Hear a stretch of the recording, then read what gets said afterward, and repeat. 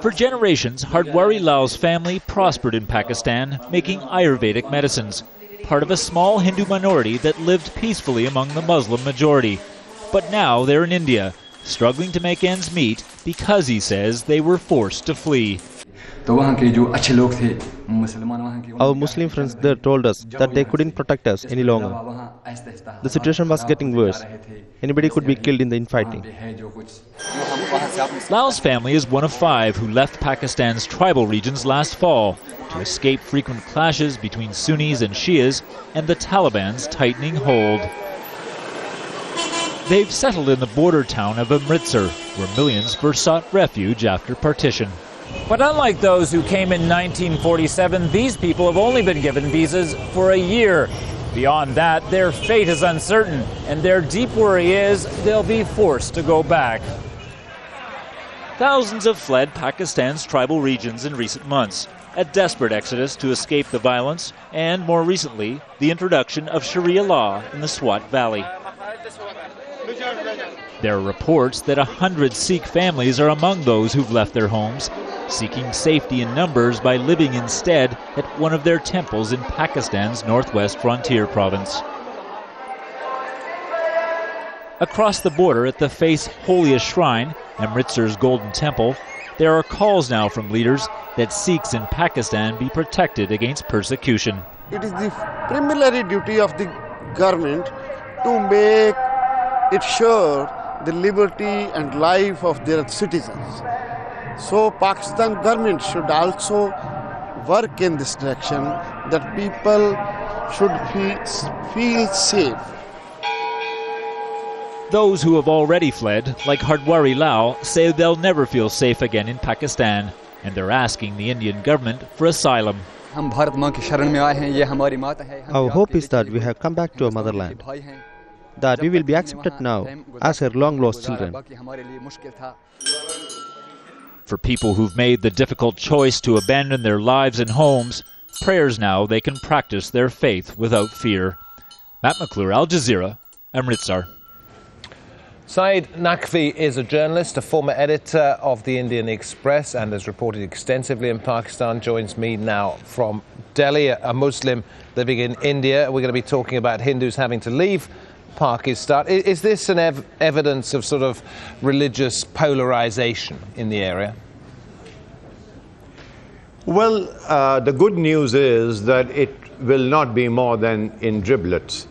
But the sad part is that it is happening at a time when India is in the grip of elections. Electioneering has started, and between the 16th of April to middle of May, there will be all political parties will be looking for issues. And this could well become an issue if this story is played up at this particular time. In driblets, you see, there is every landmark of an upheaval of extremism in Pakistan has sent people out in driblets, and there are some thousands located in Amritsar, for instance. They are there. They've been there for over decades now. And once we play up these stories, they are, don't forget, they are watched even in Pakistan.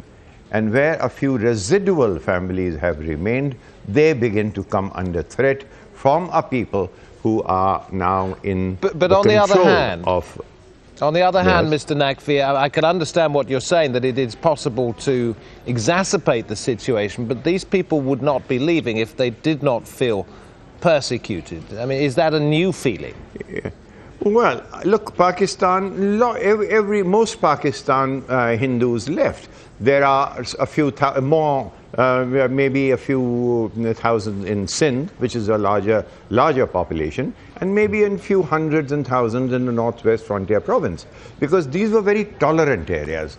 They have been. The reason why these people have been there is because these were once upon a time very hospitable people. But now this wave that's the point of we want to get fundamentalism at. that's coming in. What has changed? Why do they no longer feel welcome? They do no longer feel welcome, rather the same way that people in Kashmir, you have a whole lot of Kashmiri Pandits now lodged in Jammu.